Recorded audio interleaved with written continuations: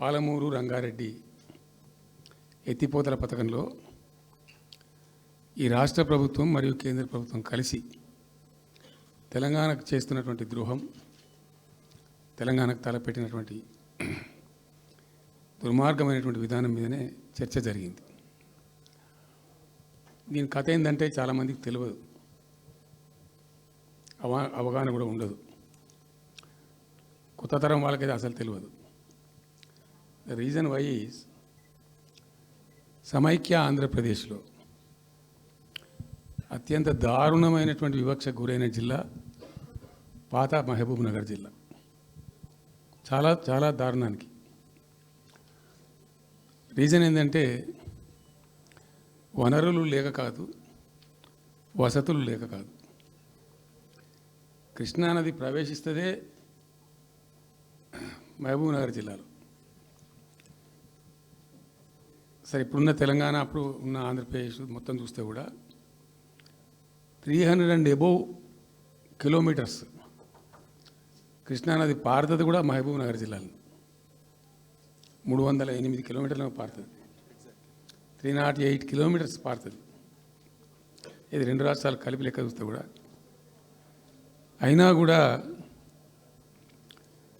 50 ఏళ్ళు అప్పటికి 50 ఏళ్ళు పరిపాలించినటువంటి కాంగ్రెస్ పార్టీ కానీ, ఆ తదనంతరం సుమారు దగ్గర ఒక 20 ఏళ్ళు పరిపాలించిన తెలుగుదేశం పార్టీ కానీ, పాలమూరుకు చాలా దారుణమైనటువంటి తిరిగి కోలుకోలేనటువంటి దెబ్బ కొట్టిన పార్టీలు, రెండు పార్టీల ప్రభుత్వాలు. ఇది లోకమందరికి తెలుసు. ఆ జిల్లా యాక్చువల్లీ అప్పర్ కృష్ణా ప్రాజెక్టు, భీమా ప్రాజెక్టు,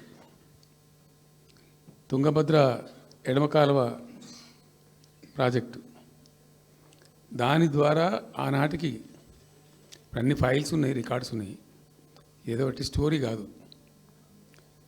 174 టీఎంసీలు నీళ్ళు పాలమూరు రంగారెడ్డి జిల్లాకు రావాల్సి ఉండే.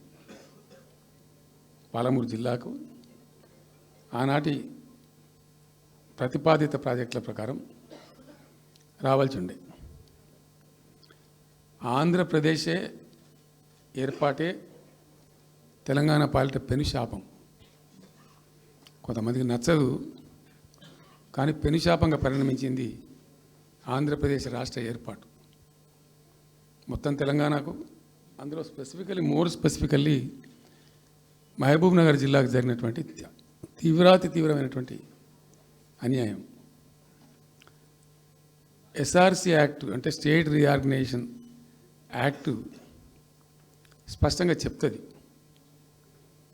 ప్రతిపాదించబడి ఆల్రెడీ శాంక్షన్ అయ్యి జరుగుతుండే ప్రాజెక్టులు, కంటెంప్లేట్ చేసి ఉన్న ప్రాజెక్టులు, వాటిని మార్చకూడదు, అవి కొనసాగించాలి.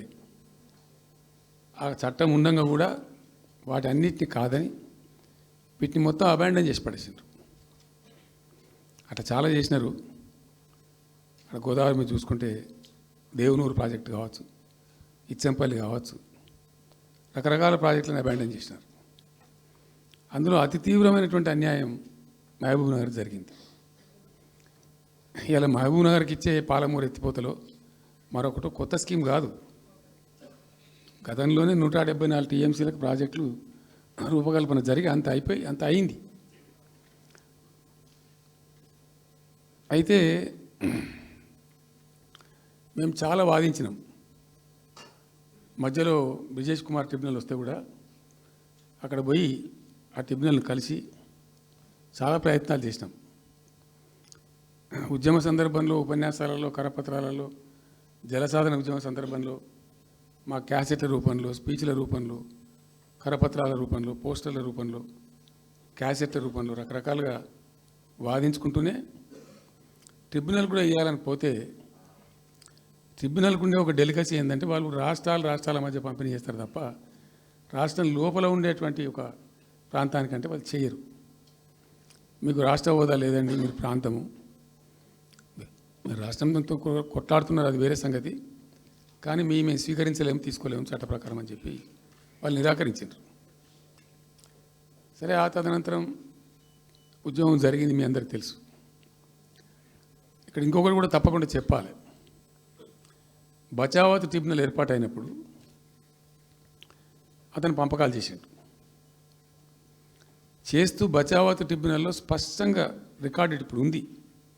బచావత్ ట్రిబ్యునల్లో స్పష్టంగా పొందుపరచబడి ఉంది. ఇప్పుడు బచావత్ గారు ఖుద్దు రిటైర్డ్ సుప్రీంకోర్టు జడ్జి, ఆయన స్వయంగా ఏమన్నాడంటే ఈ ప్రాంతం నిజంగా చాలా నిరాదరణకు గురైంది, ఇంకా అవుతూ ఉన్నది.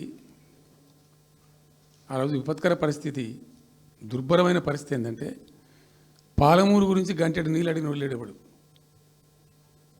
ఇంత కేటాయించండి, అది కరువు జిల్లా ఉంది అని అడిగేవాడే లేడు. ఆనాటి సమైక్య ప్రభుత్వం చేసిన ద్రోహం.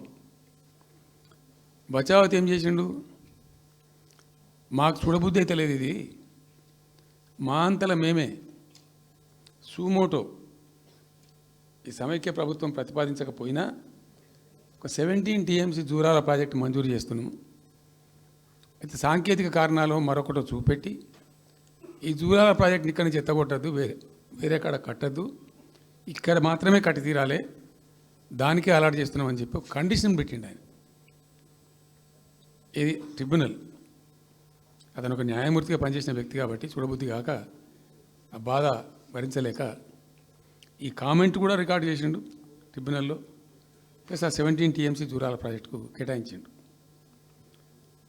ఎంత విషాదం అంటే అది ఎప్పుడో 74లో 74 నుంచి 78 దాకా జరిగింది కథ. అతను కేటాయిస్తే దానికి ముట్టినోళ్ళు లేడు, పట్టుకునోళ్ళు లేడు, తీసినోళ్ళు లేడు. అంజయ్య గారు ముఖ్యమంత్రి అయినాక ఒక ఏడాది తర్వాతనేమో అప్పుడు అంజయ్య గారు దానికి ఫౌండేషన్ స్టోన్ వేసారు. ఫౌండేషన్ స్టోన్ వేస్తే ఇక అది మెల్లగా మెల్లగా తెలంగాణ ప్రాజెక్ట్ కదా, ఇప్పుడు పట్టుకుని లేడు, దాన్ని మాట్లాడడం లేదు, అయ్యలేదు, అవ్వలేదు, ఒక అనాథలాగా ఆ బ్యారేజ్ వరకు కట్టేశారు.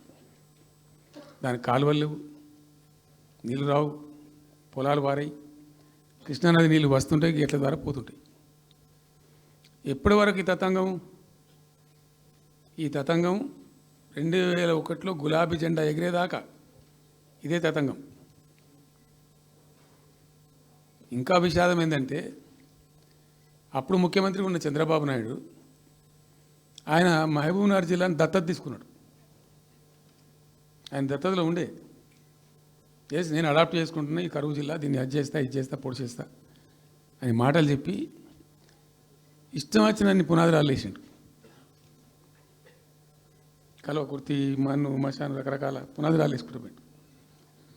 ఉద్యమ సందర్భంగా నేను చేసే ఉపన్యాసాలలో నేను మాట్లాడేది ఈ పునాదిరాలన్నీ ఎందుకు మనకు పట్క ఏడుస్తానికా, చూస్తానికా, ఏం లాభము, ఈ రాళ్ళన్నీ సోయి కృష్ణానది అడ్డమేస్తూ చెక్కడమని అయితే భయ అనేది నేను నవ్వేది, జనం సప్పట్లు కొట్టేది సభలలో నేను చెప్తుంటే. ఒక్క డ్రాప్ వాటర్ కూడా పొలాలు పారడానికి రాలేదు.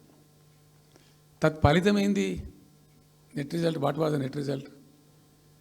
పాలమూరు జిల్లాలో ప్రతి తాలూకా కేంద్రం అంటే ప్రతి నియోజకవర్గ కేంద్రం నుంచి వలసలు పోవడానికి ప్రజలు ప్రతి బొంబాయి నుంచి bus, Narayanpet Bombay bus, Wanaparthy Bombay bus, ఇంచుమించు అన్ని తాలూకాల నుంచి బొంబాయికి డైరెక్ట్గా బస్సు. ఏం చేస్తారు, ప్రజలు పుట్ట చేత పట్టుకొని వలస పోవాలి, బతకపోవడు తప్ప ఇంకో గతి లేదు. జిల్లాకు జిల్లా మొత్తానికి మొత్తం 100% కృష్ణా బేసిన్లో ఉంటుంది. భయంకరమైన కరువు. చివరికి ఆ జిల్లాలో ఉండే అనేక మంది కవులు అనేక పాటలు రాసిండ్రు. ఆ గోరెటి వెంకన్న గారు అయితే పల్లె పల్లెలో పల్లెలు మొలిసే పాలమూరులోన అని చెప్పి పాట రాసి పాడిండు. ఆ పాట బాగా పాపులర్ సాంగ్ కూడా, తెలంగాణ ఉద్యమం పొడుగుతో కూడా భయంకరంగా మోగినటువంటి సాంగ్. సో అట్లా జరుగుతూ ఉంది. మేము ఏడుస్తా పోయినాం, చూస్తా పోయినాం. అవి ఉన్న ఒకటి రెండే ప్రాజెక్టులు. ఒకటి బచావతి పెడితేనేమో జూరాల గతి అది. అప్పుడు చంద్రబాబు నాయుడు గారి స్లోగన్ సమైక్య రాష్ట్రంలోనే సమగ్ర అభివృద్ధి. నేను ప్రథమ మహాసభకు పాలమూరు జిల్లాకు పోయినా, మహబూబ్నగర్ టౌన్లో పెట్టాం. పెద్ద భారీ మీటింగ్ జరిగింది, దాదాపు 70,000 మంది వచ్చిండ్రు. ఆ మీటింగ్లో నాకు బాగా కోపం వచ్చి, ఏమయ్యా చంద్రబాబు నాయుడు, అప్పటికి ఏంటంటే కర్ణాటకకి కొంత ముంపు ప్రాంతం ఏమిటి జూరాల ప్రాజెక్టులో ఏంటంటే కొద్ది ముంపు ప్రాంతం కర్ణాటక రాష్ట్రంలో ఉంటుంది. ఒక 13 కోట్ల రూపాయల వరకు కాంపెన్సేషన్ కట్టాల్సి ఉంది. కట్టడు, ₹1 కట్టడు. ఏమయ్యా చంద్రబాబు నాయుడు గారు, నువ్వు దత్తత తీసుకున్నావు, కథ తీసుకున్నావు, డైలాగులు చెప్తున్నావు, ఇక్కడ చచ్చిపోతాను జనము, బొంబాయికి వలసలు పోతుండ్రు. ఇటువంటి పరిస్థితులలో కూడా కర్ణాటకకు డబ్బులు కట్టడానికి డబ్బులు లేవా? ఇదేనా సమైక్య రాష్ట్రంలో సమగ్ర అభివృద్ధి అంటే? బట్టిగా బ్యారేజ్ ఆ గోడలక కట్టిన విడిచిపెట్టేది చూసి తమాషా పడన్నా అని చాలా తీవ్రమైన విమర్శలు చేశాను. మోకాళ్ళ మీద పరిగెత్తి కట్టిండి చంద్రబాబు నాయుడు అప్పుడు. ఆ కర్ణాటక చెల్లించాల్సిన కంపెన్సేషన్ ఏదైతుందో మోకాళ్ళ మీద ఉరికి నా దాడి తట్టుకోలేక కంటిన్యూగా పెట్టినాం. దాని తర్వాత చంద్రబాబు నాయుడు పార్టీకి సంబంధించిన ఎమ్మెల్యేనే ఆర్డీఎస్ దగ్గర బాంబులు పెట్టి పేల్చేయడం, అది మీ అందరికీ కూడా తెలుసు. బాంబులు పెట్టి పేల్చడం 2 సార్లు 3 సార్లు పేల్చారు. నేను ఫస్ట్ ఉద్యమంలో తెలంగాణ ఉద్యమం స్టార్ట్ అయిన తర్వాత నేను ఎంచుకున్న ఎజెండా, నా ఎజెండాలో మొదటి పాదయాత్ర నేను చేసినటువంటిది జోగులాంబ టు గద్వాల పాదయాత్ర చేసిన. ఈ అన్యాయం సంగతి ఏంది అని దాన్ని ప్రజలలో ఎండగట్టాలని చెప్పి, గవర్నమెంట్ కూడా ఒత్తిడి తేవాలని చెప్పి, ఎందుకు తెలంగాణ ఉద్యమం చేస్తున్నామని లోకానికి తెలియాలని చెప్పి నేను జోగులాంబ టు గద్వాల పాదయాత్ర చేసిన. దాన్ని మొత్తం అసలు కంప్లీట్ 80,000 ఎకరాలకు బారాల్సినటువంటి ఆ ఆర్డీఎస్ కెనాలు 15,000 ఎకరాలు, 10,000 ఎకరాలు, 20,000 ఎకరాలకు వచ్చింది, తగ్గిపోయింది. అడిగే నాతుడు లేడు.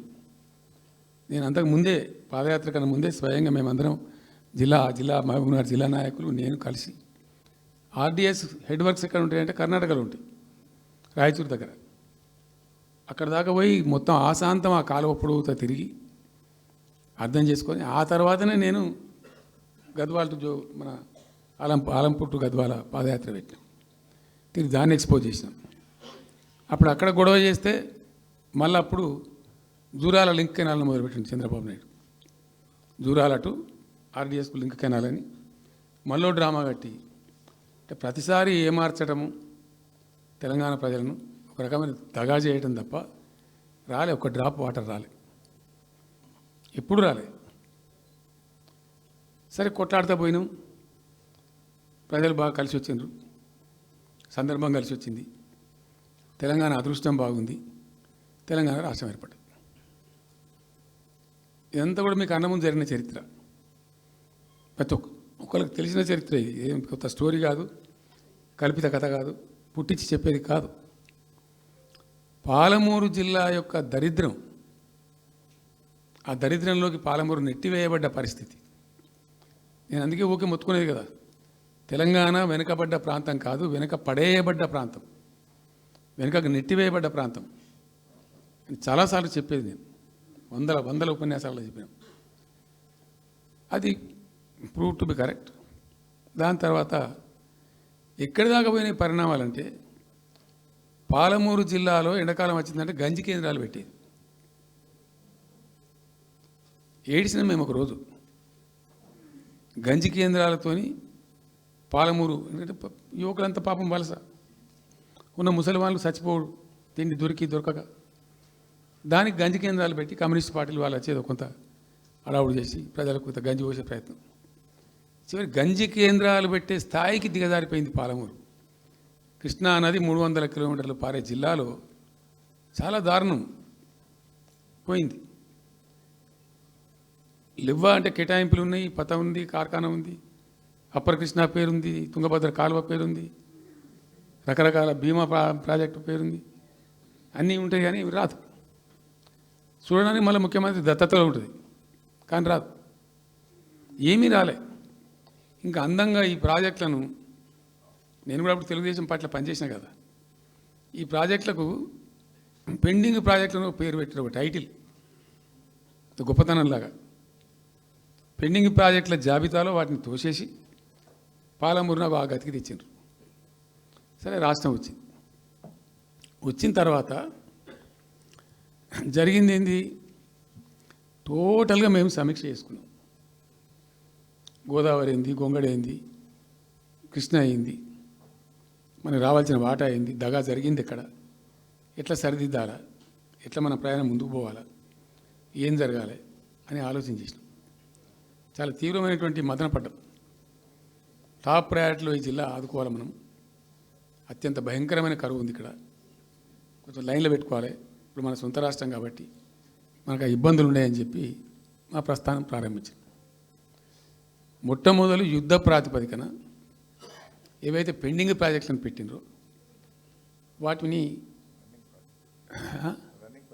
రన్నింగ్ చేసిన వాటిని అన్నిటికీ నెట్టెంపాడు కావచ్చు, భీమా కావచ్చు, కల్వకుర్తి కావచ్చు, అన్నిటిని కూడా బ్రహ్మాండంగా లైన్లోకి తెచ్చి స్టార్ట్ చేసినాం. నికరంగా 6.5 లక్షల ఎకరాలకు ఆయకట్టు తెచ్చినాం ఆ పాలమూరు జిల్లాలో మా గవర్నమెంట్ ఉన్నప్పుడే. ఇది అక్కడ ప్రజలందరికీ తెలుసు, అందరికీ తెలుసు, ప్రతి వాళ్ళకి తెలుసు. సామర్థ్యాలు పెంచుకున్నాం కొన్ని. నెట్టెంపాడులో భాగంగా ఒకటి రేలంపాడు రిజర్వాయర్ ఉంటుంది. అది జస్ట్ 1.5 TMs, 1/4 to 2 TMs అది ఉండే.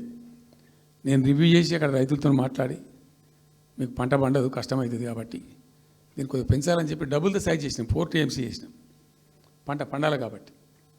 అట్లా రకరకాల చర్యలు తీసుకొని దాని ద్వారా ఆ కల్వకుర్తి లిఫ్ట్ ఇరిగేషన్ ద్వారా, ఈ నెట్టెంపాడు ద్వారా, భీమా ద్వారా, భీమా phase 1 phase 2 ద్వారా అన్నీ కలిపి 6.5 లక్షల ఎకరాలకు. వాస్తవం చెప్పానంటే ఎంత దుఃఖభాజనం అంటే, ఎంత బాధాకరం అంటే, కృష్ణానది 300 కిలోమీటర్లు ప్రవహించేటువంటి పాలమూరులో 30,000 ఎకరాలు కూడా పారకం లేదండి.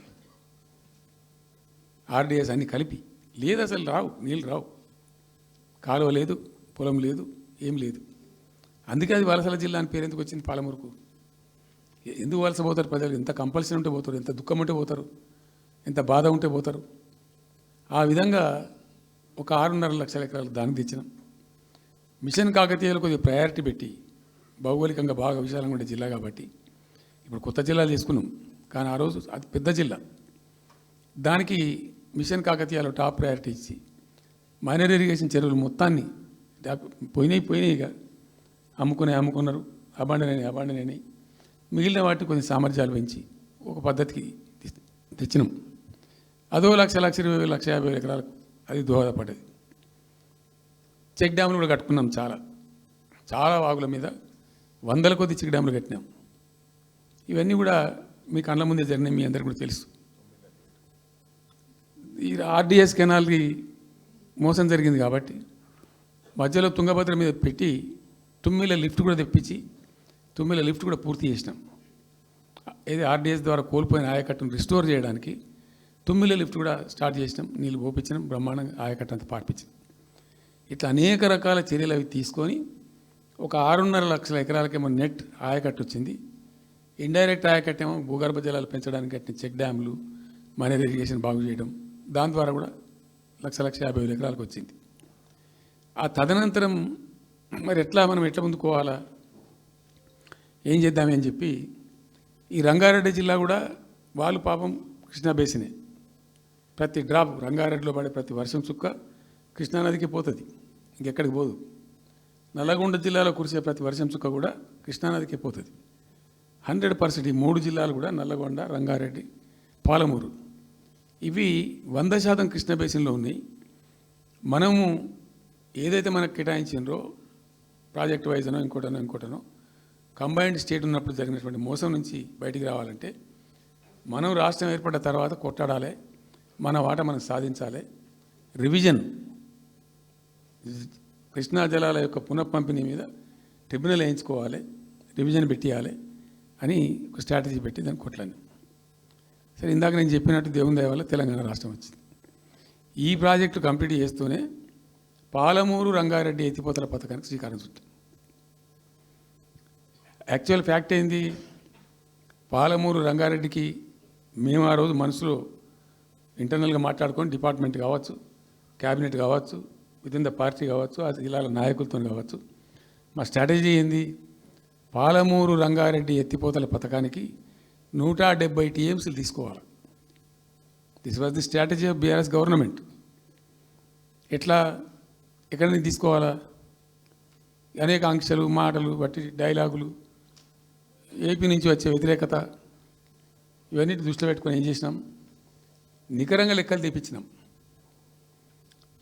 ఈ మహబూబ్ నగర్ జిల్లాలో మైనర్ ఇరిగేషన్లో పాత చెరువులు ఏవైతే బచావ్ అవుతున్నప్పుడు లెక్క పెట్టినటువంటి చెరువులు ఏవైతే ఉన్నాయో ఉన్నాయన్నీ మాయమైనవన్నీ.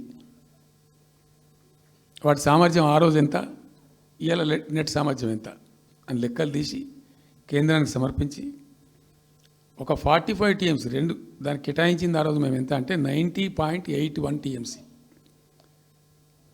90.81 పాలమూరు రంగారెడ్డికి మేము కేటాయించింది ఆ రోజుకు. అయితే 170 ఎట్లా అంటే మరి మాకు ఇంకా వాటా వస్తుంది కదా, ట్రిబ్యునల్ వచ్చిన తర్వాత మాకు వాటా వస్తే దానిలో తీసుకున్న నీళ్ళని కూడా దీనికే మనం అటాచ్ చేసుకుంటామని చెప్పి 91 పాయింట్ తీసుకున్నాం. ఎట్లా తీసుకున్నాము?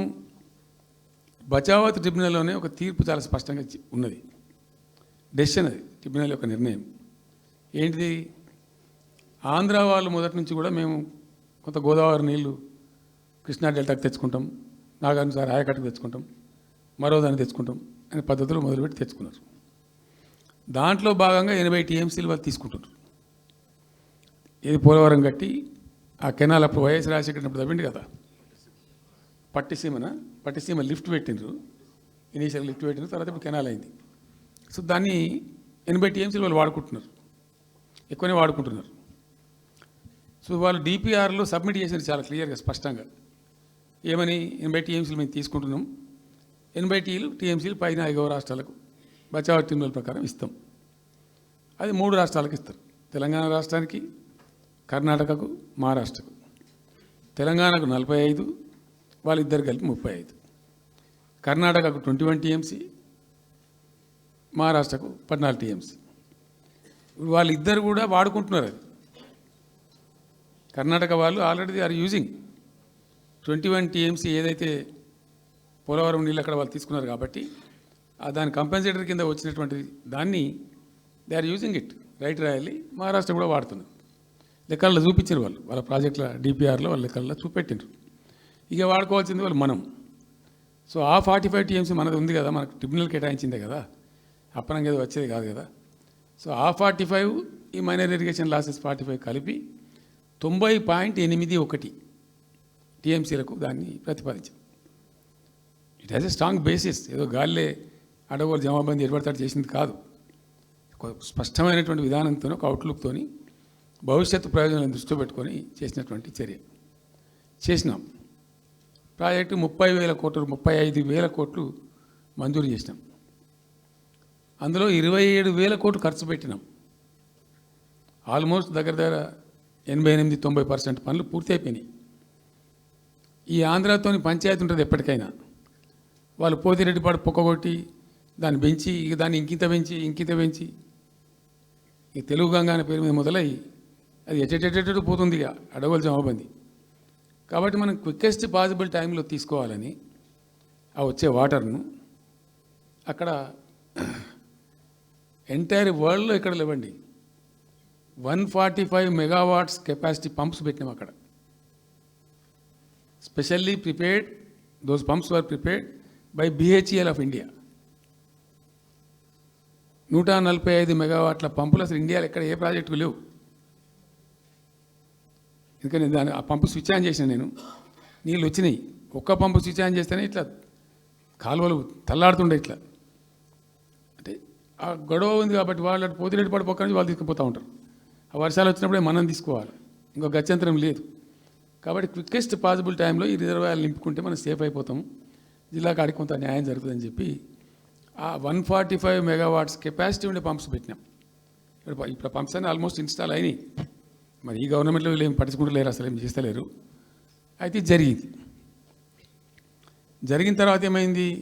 అనుమతులు అంత సాధించారు. దాని మీద చాలా మెలికలు పెట్టినారు. ల్యాండ్ అక్విజిషన్ల ప్రాబ్లం చేసినారు. అయినా 27,000 ఎకరాలు మేము అక్వైర్ చేసినాం సక్సెస్ఫుల్గా. అదంతా క్లిష్టమైన సబ్జెక్ట్ ఈ రోజులలో ల్యాండ్ అక్విజిషన్ అంటే. అయినప్పటికీ 27,000 ఎకరాలు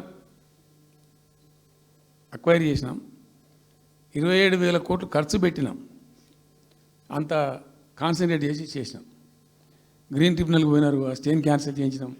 అనేక రకాల అడ్డంకులు కల్పించే ప్రయత్నాలు ఎన్ని చేసినా వాటన్నిటిని అధిగమిస్తూ ఆ ప్రాజెక్టును ముందుకు తీసుకొని పోయినాం. అయితే ఈ పంపులన్నీ ఇన్స్టాలేషన్ అయిపోతుంది, బ్రహ్మాండంగా ఉంది. సరే, ఇంతగా అది మా గవర్నమెంట్ మారింది. సహజం, రాజకీయాల్లో గెలుపులు ఉంటాయి, ఓటములు ఉంటాయి, ప్రభుత్వాల మార్పిళ్ళు ఉంటాయి, జరుగుతాయి. కానీ ఎంత తెలుగు తక్కువ దద్దమ్మ ప్రభుత్వం వచ్చినా, నెక్స్ట్ సక్సెసివ్ గవర్నమెంట్ ఎవరు వచ్చినా రాష్ట్ర ప్రయోజనం కదా ఒక ప్రాజెక్ట్ అంటే. ప్రజలకు నీళ్ళు వచ్చేది కదా, ప్రజలు బ్రతికేది కదా, దాన్ని కొనసాగిస్తారు. ఇప్పుడు ఒక్క తట్టెడు మట్టి కూడా తీయలేదండి. మా గవర్నమెంట్ పోయిన తర్వాత పాలమూరు ఎత్తిపోతల పథకంలో ఒక తట్టెడు మట్టి కనీసం నేను తీయలే. మరి దాన్ని ఎందుకు అబాండన్ చేసినరో, దాని వెనక ఏం ఉద్దేశం ఉందో, ఇంత నిష్క్రియాపరత్వం ఏంది, ఇంత దారుణమైంది. 2 నెట్ సంవత్సరాలు గడిచిపోయినాయి. ఇప్పుడు మేము గమనిస్తున్నాం. మధ్యలో ఏమైంది, కేంద్ర ప్రభుత్వంతో తమాషా. బీజేపీ మొదటి నుంచి మాకు తెలంగాణకు శని అయింది. అది కేంద్ర ప్రభుత్వం ప్రతిదాన్ని వ్యతిరేకించడమే. ప్రతిదానిగా చంద్రబాబు ఎన్డీఏలో చేరడం, ఆయన మాటలు పట్టుకొని వ్యతిరేకించడం, అడ్డంగా ఇష్టం వచ్చిన పద్ధతిలో. మేము బాగా కొట్టండి. మేము ఉన్న రోజులు అనేకమైనటువంటి పోరాటాలు చేసి దాన్ని ఎప్పటికప్పుడు సాధించుకున్నాం. అనుమతులు కానీ ఇంకోటి కానీ మొత్తం 9-10 అవసరం పడతాయి. అందులో 6 అనుమతులు ఆల్రెడీ వచ్చేసినాయి. Main environmental impact, environment assessment కమిటీది అదే మెయిన్ అసలు ప్రాజెక్టుకు లైఫ్ లైన్. దాని మొత్తం అనుమతులు వచ్చేసినాయి. దాని తర్వాత మిగిలిన అనుమతులన్నీ లాంఛనమే, ఇక ఇచ్చేయాల్సిందే. అది ఇచ్చిందంటే అటువంటి అతి ముఖ్యమైనటువంటి అనుమతి కూడా తెచ్చినాం. అన్నీ తెచ్చినాం. అన్నీ వచ్చిన తర్వాత కేంద్ర ప్రభుత్వం మన చంద్రబాబు నాయుడు ఎంపీలు అవసరం ఉంది కదా అక్కడ వాళ్ళకు. ఇప్పుడు ఇద్దరు ఎంపీలు అవసరం కదా, నితీష్ కుమార్, చంద్రబాబు నాయుడు. దానికోసం బీజేపీ ఎంతకైనా దిగజారుతుంది. ఆడ ప్రభుత్వం నిలబెట్టుకోవాలి కాబట్టి ఎంతకైనా దిగజారి ఆయన మాట పట్టుకొని డిపిఆర్ను వాపసు పంపించారండి. మేము ఉన్న రోజులు రాలే డిపిఆర్ వాపసు. అనుమతులు తెచ్చిన ఉల్టా మేము. ఇంకా డిపిఆర్ వాపసు వస్తే భూమి ఆకాశం ఒకటి చేయాలా రాష్ట్ర ప్రభుత్వం? ఎంత లొల్లి చేయాలా, ఎంత హడావుడి చేయాలా? ఆల్ పార్టీ డెలిగేషన్ తీసుకుపోవాలి. అవసరం వస్తే మేము వడ్లు కొనకపోతే పోయి ఢిల్లీలో ధర్నా చేసినామండి. మేము అప్పుడు మా గవర్నమెంట్ ఉన్నప్పుడు రైతులు పండించిన పంట కొనకపోతే యావత్తు ఎమ్మెల్యేలు, క్యాబినెట్ అందరం పోయి ఢిల్లీలో ధర్నా చేసి కేంద్ర ప్రభుత్వం మెడలు వంచినాం. మేము 80 లక్షల టన్నులు మనకి తీసుకుంటామనేటువంటి ఒప్పందం మీద సంతకం చేయించుకొని వచ్చినాం. వడ్లు కొనిపించినాం ఎఫ్సిఐతోని. మామూలు వడ్లు కొనకపోతేనే మేము అంత అడావుడి చేసిపోయినాము. కానీ ఒక ఇంత పెద్ద ప్రధానమైన 3 జిల్లాలకు సంబంధించిన ప్రాజెక్టు డిపిఆర్ వాపసు పంపిస్తే వీళ్ళు కుయ్యలేదు, కుట్టుకోలేదు, వాళ్ళకి చెప్పని కూడా చెప్పలేదు. తెలియదు ఎవరికి బయట. జస్ట్ దేవర్ ఇంకా బాధాకరమైన అంశం ఏంటంటే, అసలు 170 టీఎంసీలకు దాదాపు మేము ఏమి చేస్తే బ్రిజేష్ ట్రిబ్యునల్ నడుస్తుంది కదా. దీనిలో ఎట్లుంటుందంటే ఇంకో విషయం అండి, నేను స్పష్టంగా చెప్తున్నాను, మళ్ళీ కన్ఫ్యూజన్ వద్దు. దేశంలో ఒక కొత్త రాష్ట్రం ఏర్పడితే దానికి కొన్ని సంక్రమణలు ఉంటాయి. నీళ్ళెన్ని రావాలి, ఫలాన్ని ఎంత రావాలి, ఫలాన్ని ఎంత రావాలి అని కొన్ని సంక్రమిస్తాయి ఆటోమేటిక్గా. అది ఎస్ఆర్సి యాక్ట్. భారతదేశంలో ఇనీషియల్గా ఉన్నాయి 14 స్టేట్సే. ఇప్పుడు జమ్మూ కాశ్మీర్ అదేదో వాళ్ళు చేసినారు, కానీ అదర్వైజ్ 15 రాష్ట్రాల తర్వాత ఏర్పడ్డాయి. వాళ్ళు దాన్ని ఇప్పుడు యూనియన్ టెరిటరీ చేసింది కదా లద్దాఖ్ను. 15 అంటే ఒరిజినల్గా ఉన్నదానికంటే ఇంకో రాష్ట్రం ఎక్కువ కలిపి కొత్త రాష్ట్రాలు వచ్చినాయి. సో వాటికి ఒక పద్ధతి ఉంది. ఏ రాష్ట్రం ఏర్పడ్డప్పుడు దానికి ఏదేమి ఇవ్వాలి, హైకోర్టు ఎట్లా, పలాంది ఎట్లా అన్నీ దానికి ఒక చట్టం ఉంది. అవన్నిటిని బుల్డోజ్ చేస్తూ ఇక్కడ ఇయ్యలే. నీళ్ళు ఎన్ని రావాలా, ఫస్ట్ ఛాయిస్ వాళ్ళకి ఇస్తారంటే ఆ రాష్ట్రాలకు ఇస్తారు. ఏ రాష్ట్రాలు అయితే విడిపోయినాయో మీరు మ్యూచువల్ అండర్స్టాండింగ్లో చేసుకోండి అని ఇస్తారు. ఇక్కడ పొసిగే కార్యక్రమం కాదు. కాబట్టి మేము ఏం చేసినామంటే 1 ఇయర్ తర్వాత 1 ఇయర్ లోపు ఒకవేళ పరిష్కారం అయితే 2 రాష్ట్రాలు చేసుకోవాలా, లేదా సెంట్రల్ గవర్నమెంటే ఆర్బిట్రేషన్ ద్వారా చెయ్యాలా కూర్చొని. చేయనప్పుడు ఏం చేయాలంటే సుప్రీంకోర్టుకు పోవాలి. మేము 1 ఇయర్ తర్వాత కేంద్ర ప్రభుత్వానికి అప్పీల్ చేసినాం. సెక్షన్ 3 వేయండి, మాకు కృష్ణా జలాల పునఃపంపిణీ చేయండి. చేస్తే దాన్ని వాళ్ళు ఖాతరు చేయాలి. మేము సుప్రీంకోర్టుకు పోయినాం. సుప్రీంకోర్టు కోపానికి వచ్చింది కేంద్ర ప్రభుత్వం మీద కూడా. ఒక రాష్ట్రం అంటూ ఏర్పడ్డప్పుడు యాక్ట్ ప్రకారం, పార్లమెంట్ యాక్ట్ ప్రకారం వాళ్ళకి రావాల్సిన అన్నీ రావాలి కదా. మరి ఇది కూడా వాళ్ళకి ఏదో తేల్చండి, మీరు తెలుస్తారా లేదంటే అప్పుడు ఆ మంత్రి, ఆయన పేరు షెకావత్ ఉండే కదా, గజేంద్ర సింగ్ షెకావత్, నేను ఢిల్లీ పోయినప్పుడు నన్ను రిక్వెస్ట్ చేసిన ఆయన, భాయ్ సాబ్ మాకు కూడా ఇబ్బంది అవుతుంది, మీరు అది విత్డ్రా చేసుకోండి సుప్రీంకోర్టులో కేసు, మేము సెక్షన్ 3 చేస్తామండి. అప్పటికే 2-3 ఏళ్ళు గడిచిపోయింది, డిలే అవుతా ఉన్నది. నేను పోయినప్పుడు అలా అడుగుతున్నా, పర్సూ చేస్తున్నా, మాట్లాడుతున్నాం, ప్రైమ్ మినిస్టర్ లెటర్స్ ఇచ్చినాం, అన్నీ చేస్తున్నాం. ఫైనల్గా సుప్రీంకోర్టు చివాట్లు పెట్టిన తర్వాత వాళ్ళు ఉండి మీకు విత్డ్రా చేసుకుంటే దయచేసి మేము ఇట్లా సుప్రీంకోర్టు ఆర్డర్ వస్తుందని తెలిసిపోయింది వాళ్ళకు కూడా. ఆటోమేటిక్ ఇస్తుంది కదా కోర్టు ఆర్డర్, న్యాయప్రదంగా రావాల్సింది ఇస్తుంది. కాబట్టి ఎట్లా తప్పేటట్లేదు ఇక కోర్టు ఆర్డర్ ఎందుకని చెప్పి మీరు విత్డ్రా చేసుకోండి భాయ్ సాబ్, మేము ఇచ్చేస్తాం. మంచిగా విత్డ్రా చేసి మళ్ళీ లెటర్ పెట్టినాం. మీరు చెప్పిన ప్రకారం విత్డ్రా చేసుకున్నామండి అంటే లెటర్ పెట్టండి అంటే పెట్టినాం, అది ప్రాసెస్లో ఉంది. సెక్షన్ 3 వేయడానికి చివరికి వేసారు. ఇప్పుడు సెక్షన్ 3 వేసారు, దాని మీద బిఎస్ ట్రిబ్యునల్ అపాయింట్మెంట్ కూడా అయిపోయింది.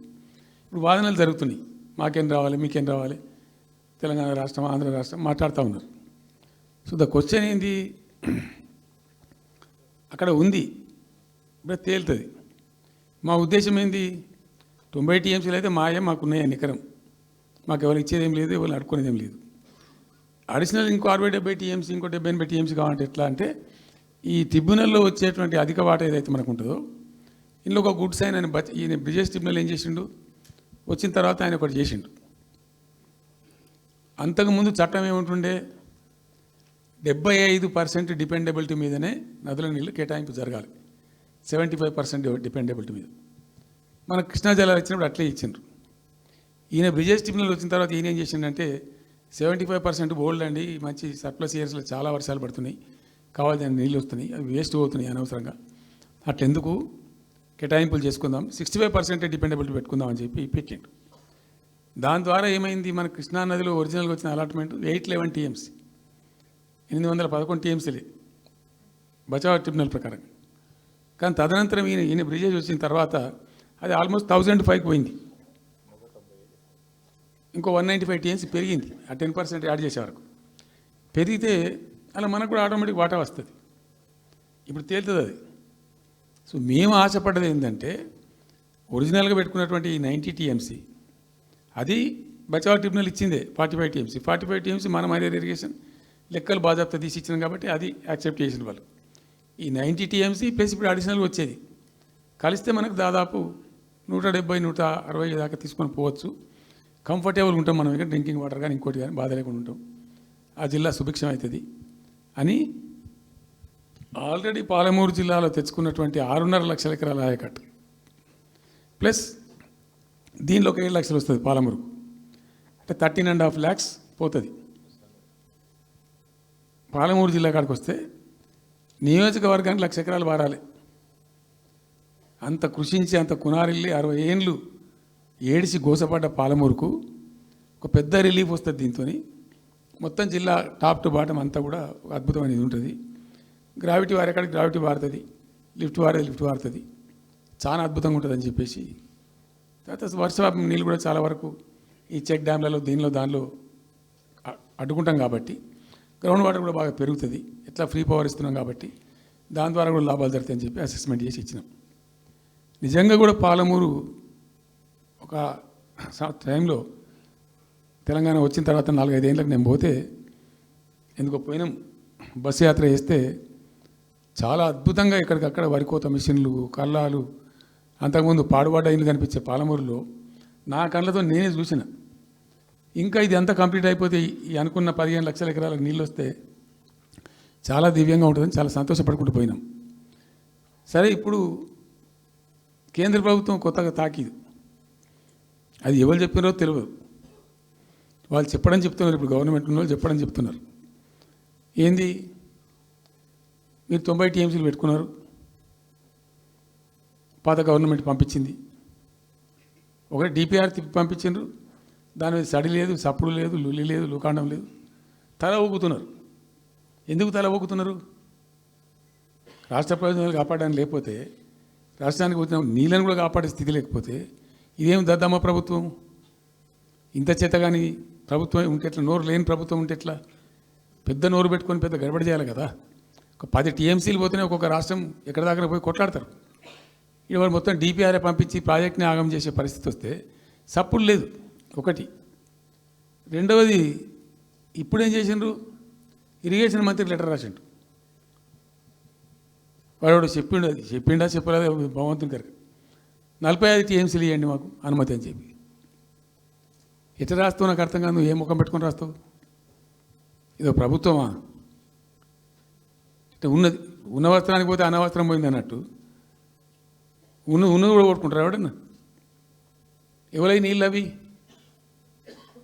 ఆల్రెడీ బచావ్ ట్రిబ్యునల్ తీర్మానంలో ఇచ్చింది. దాన్ని కర్ణాటక వాడుతుంది, అటు మహారాష్ట్ర వాడుతుంది. వాళ్ళ లెక్కల్లో చూపెడుతున్నారు వాళ్ళు. రాల్మట్టి డ్యాంలో వినియోగంలో చూపెడుతున్నారు వాళ్ళు. మాకు వచ్చిన 21 టీఎంసీ మేము ఇక్కడ వాడుతున్నామని చెప్పి.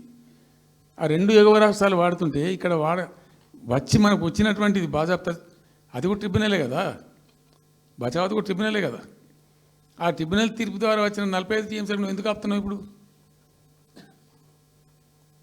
ఇదో రాష్ట్ర ప్రభుత్వమా? అసలు ప్రభుత్వం ఉందా? నిద్రపోతున్నారా? ఇంతసేపు రియల్ ఎస్టేట్ దందా తప్ప ఇంకోటి లేదా?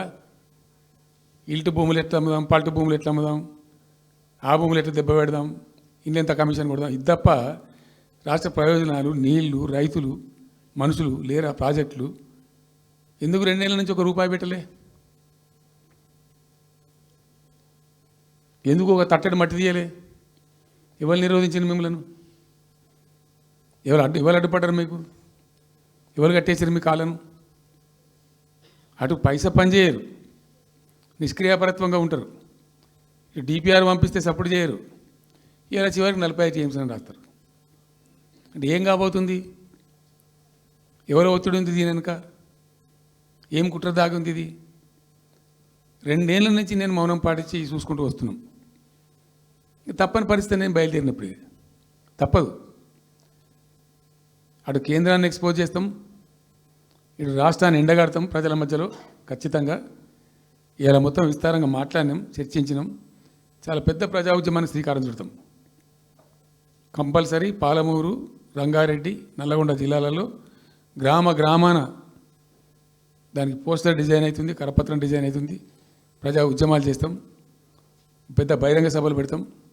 నేను స్వయంగా అటెండ్ అవుతున్న బహిరంగ సభలకు. ప్రజాక్షేత్రంలో ఈ ప్రభుత్వం యొక్క నిష్క్రియాపరత్వాన్ని ఎండగడతాం. ఇప్పుడు వాయిస్ అయితే తెలంగాణకు, మరి తెలంగాణకు ఉన్న ప్రభుత్వం మాట్లాడకపోతే ఇంకెవరు మాట్లాడాలా? మాకు 2 బాధ్యతల్ని, ఒకటి తెలంగాణ తెచ్చిన పార్టీగా, రెండవది ప్రధాన ప్రతిపక్షంగా కూడా కంపల్సరీ మా డ్యూటీ మేము చేయాలి. అందుకోసం గాను వీళ్ళు ఏదో తమాషకు మేము అదొకటి ఇదొకటి అడ్డం పొడుగు మాట్లాడి, కిరికిరి మాటలు మాట్లాడి, ఈ కారు కూతలు కూసి ఏదో చేస్తామనుకుంటే నడవదిగా. ఈ ఏళ్ళ దాకా వేరే కథ, రేపటి నుంచి వేరే తోలు తీస్తాం ఎక్కడికక్కడ. ప్రజలు ఖచ్చితంగా ఎక్కడికక్కడ నిలబెట్టే ప్రయత్నం చేస్తాం.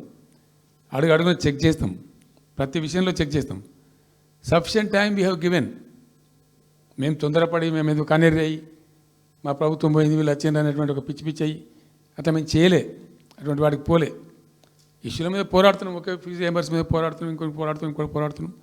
రకరకాల భూదందాల మీద, దోపిడీ మీద, లగచర్ల మీద, గిగచర్ల మీద పోరాడుతున్నాం. పార్టీ కొట్లాడుతున్నది, తప్పకుండా తప్పదు కాబట్టి కొట్లాడుతాం. ఇప్పుడు మొత్తం మొదటికే ముప్పు వచ్చే పరిస్థితి ఉంది.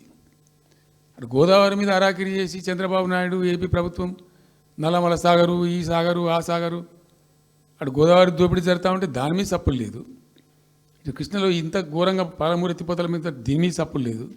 మరి ఎవరి ప్రయోజనాల కోసం ఉన్నట్టు రాష్ట్ర ప్రభుత్వం? ఏం చేయడానికి ఉన్నట్టు? ఏం జరుగుతున్నట్టు రాష్ట్రంలో? కాబట్టి ఎట్టి పరిస్థితుల్లో నేనే స్వయంగా రంగంలో దిగాలనుకున్నా. దినం ఈరోజు డిసిషన్ అయిపోయింది. 2-3 రోజులలో, 2-3-4 రోజులలో, రాబోయే 3-4 డేస్లో ఆయా జిల్లాల నాయకులతో సమావేశమై ఖచ్చితంగా చాలా పెద్ద ఎత్తున అక్కడ గ్రామానికి డప్పు కొడతాం, మొత్తం సభలు పెడతాం, కవులు, గాయకులు, కళాకారులు అందరినీ తట్టి లేపుతాం. మీ పత్రికా విలేకరులను కూడా రిక్వెస్ట్ చేస్తాం.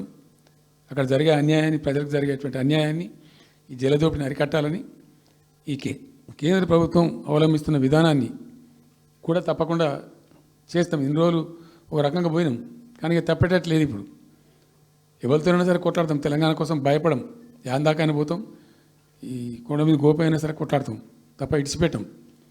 ఇక్కడ ఏమి ముఖాలు చూసేది కానీ ఇంకోటి కానీ నైసిటీస్ ఏమి లేవు. There is no nicety at all. Will fight, డెఫినెట్గా ఫైట్ చేస్తాం.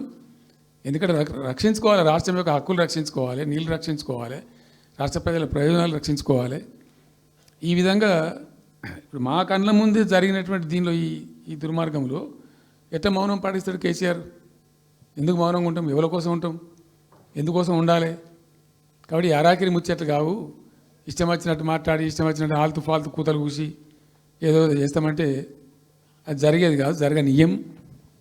రెండవది, ఈ ప్రభుత్వం కూడా సర్వభ్రష్ట ప్రభుత్వం, సర్వంలో భ్రష్టమైంది. మేము చెప్తా, బీజేపీ కథ కూడా చెప్తా. ఎందుకు చెప్పా? డెఫినెట్గా చెప్తాం. అరే నువ్వు మా ఇంట్లోకి వచ్చి మాకు దూసుకపోతా అని ఊరుకుంటామే? నాకు అర్థం ఎవరైతుంది? ఏమైనా ఉండొచ్చు కాక ఏమైనా ఉండకపోవచ్చు కాక నీ చేపెట్టి పైసలు కూర్చుకుంటా అంటే ఊరుకుంటామా? శాతరాన్ని కడికైతే కొట్లాడతాం కదా. యాక్చువల్లీ ఒక పద్ధతిలో ఈ రాష్ట్రం ఒక క్రమ పద్ధతిలో మంచిగా ముందుకు పోతూ ఉంటుంది. సంక్షేమం విషయంలో కానీ, అభివృద్ధి విషయంలో కానీ, పారిశ్రామికీకరణలో కానీ, ఐటీ రంగంలో కానీ,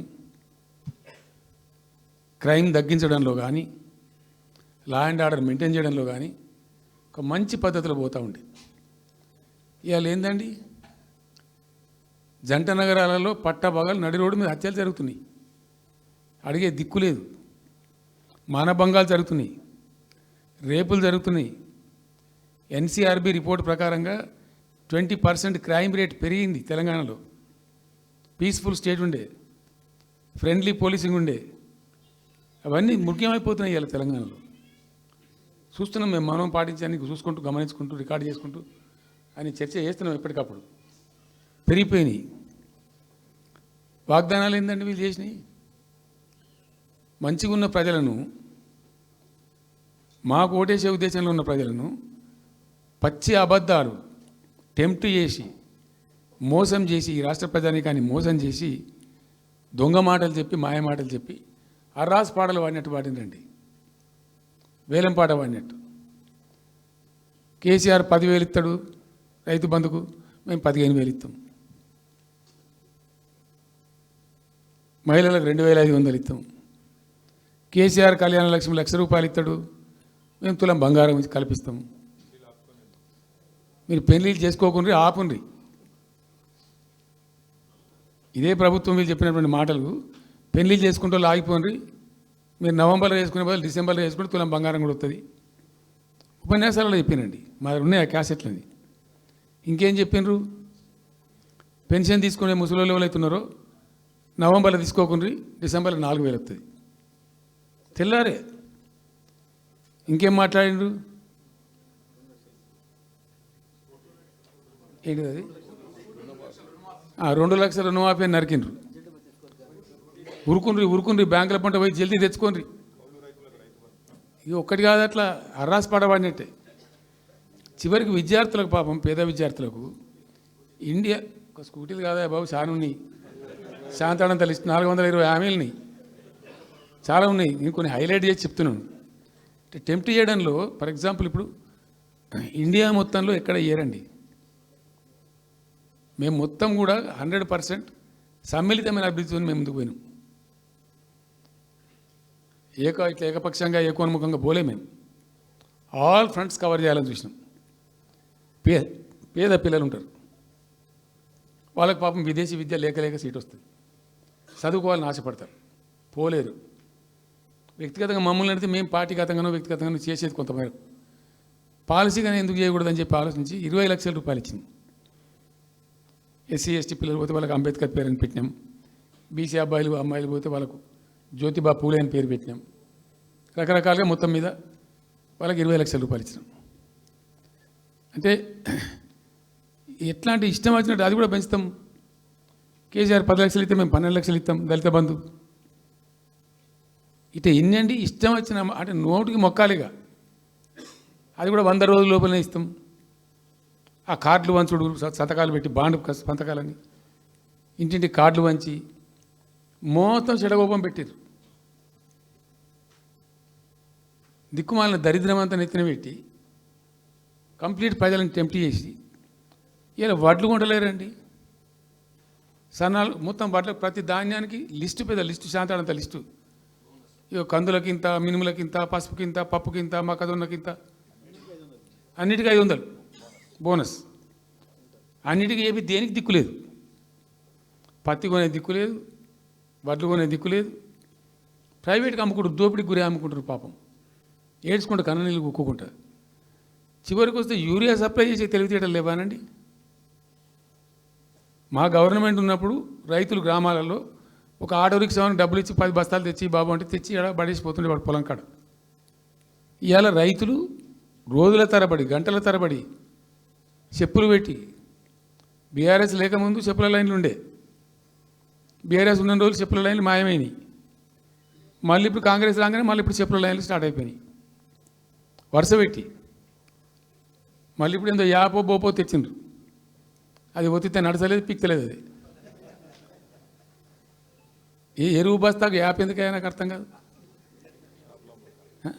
ఇంకా ఆ యాప్లో కూడా నాకు పూర్తిగా తెలియలేదు. నేను రాత్రి కూడా చెప్పే ఆ యాప్లో ఏముంటుందట. ఇప్పుడు నాకు పట్టుందా, అది ఎన్ని మాటలు ఇస్తారట. సపోజ్ నాకు 3 ఎకరాలు ఉంది. 3 ఎకరాలు ఉంటే ఎకరానికి 2 బస్తాలు చొప్పున 3 సార్లు ఇస్తారట. అది అంటే 3 సార్లు పోవాలి. ఇక యాడికి పోవాలో నాకే తెలియదు. మొట్టమొదల యాపే దొరకదు కాలబెట్టి. అది ఏదైనా చదువుకొని పోరాని పెట్టుకొని విని పట్టుకొని తిప్పల పడదామంటే కూడా ఆ యాప్ ఒత్తితే ఏం కనబడుతుందట. యాప్ ఒత్తితే ఏం కనబడుతుందట. ఏ గోదాంలో ఎరువులు అని చెప్తారట. అంటే ఇలా గజ్వేల్లో చెప్తారు, రేపు సిద్దిపేటలో చెప్తారు, ఎల్లుండి సిరిసిల్లలో చెప్తారు. ఏ గోదాం పోవాలి, ఎటు పోవాలి. ఇంతకన్నా జోక్ ఉంటుందా. రైతులకు మండల కేంద్రంలో ఎరువుల దుకాణం ఉంటుంది, తప్పితే వాళ్ళ తాలూకా కేంద్రంలో ఉంటుంది ఎక్కువ. ఆడ సాగుకారు ఉంటాడు, ఇచ్చేటోడు ఉంటాడు, అప్పిచ్చేటోడు ఉంటాడు. మనం బాగా విస్తరించినామా. నేను ఏమంటున్నానంటే 7,100 కొనుగోలు కేంద్రాలు పెట్టినాం కదా. వాళ్ళ ఊళ్ళో పోయి కొన్నాం కదా. ధాన్యం నెత్తిన పెట్టుకొని వాళ్ళ అంగడికి వచ్చి ఈ మార్కెట్ మన తిరుగుడే బంద్ చేసినాం కదా. అసలు రైతు సెంట్రిక్గానే మన పరిపాలన ఉండే కదా కంప్లీట్గా. అని మొత్తం సాప్ పట్టేసిండ్రు. ఇప్పుడు అరాస్ పాటలు వాడి 2 సార్లు రైతు బంద్ కొట్టిండ్రు. పెన్షన్ 4,000 ఇస్తామని 2 నెలల పెన్షన్ కొట్టిండ్రు. చాలా భయంకరమైనటువంటి పరిస్థితి తీసుకొచ్చిండ్రు రాష్ట్రంలో. ఇంత దిక్కుమాలిన కథ. నిరుద్యోగ భృతి ఇస్తాము, ఇవాళ మొక్కాల ఎన్ని అసలు హామీలు. నిరుద్యోగ భృతి ఇస్తాము, తోకా ఇస్తాము, నోటిఫికేషన్లు ఇస్తాము, జాబ్ క్యాలెండర్లు ఇస్తాము, విద్యా భరోసా కార్డు. ఇక వాడు చూసేవాడు అడ్డం పడి అయితే ఓటేసారు జనం. ఇప్పుడు జరిగింది ఏంది, టెంప్ట్ అయిపోయినారు. ఏమైందంటే యాక్చువల్లీ ఫ్యాక్ట్ ఏంటంటే ఇదే తెలంగాణ భవన్లో ఎన్నికలకు పోతున్నాం 2014. ఎన్నికల కమిటీ, హామీల కమిటీ ఒకటి ఉండే, మేనిఫెస్టో కమిటీ. అది రాస్తాను. దానిలోకి 2-3 రిటైర్డ్ ఐఏఎస్ అధికారులు కూడా ఉంటే అప్పుడు ఒక సందర్భం వస్తే నేను అడిగిన, అసలు మనం పెన్షన్ ఎందుకు ఇస్తాం ప్రజలకు? Why do you give pensions at all? ఎందుకు ఇవ్వాలి అసలు? దానికి ఒక పరమార్థమో పర్పస్ ఉందా? అగాధం పట్టుకొని ఇట్లా పంచిపెట్టుడా ఏంది అసలు? మీ ఉద్దేశం ఏంటి సార్ అన్నారు.